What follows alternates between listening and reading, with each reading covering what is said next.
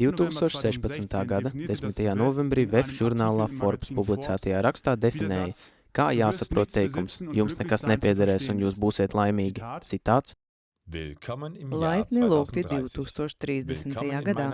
Laipni lūgti manā pilsētā, vai pareizāk sakot, mūsu pilsētā. Man nepiedara nekas.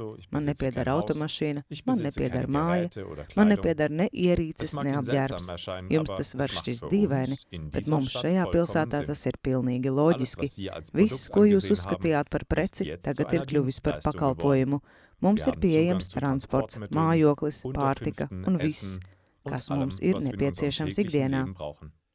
Viena pēc otras visas šīs lietas kļuva bezmaksas, tāpēc mums vairs nav jēgas daudz ko turēt savā īpašumā.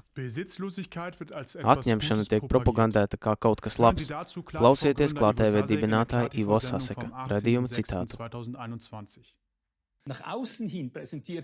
VEF ārpasaulē sevi prezentē nekautrīgāk, ar dažādiem video, kas padara vecās pasaules kārtības sagraušanu pieņemamu pasaules iedzīvotājiem, vai vismaz tā ir domāts, lai tā darītu. Pēc asas kritikas viņi dažus no šiem video ātri izdzēš.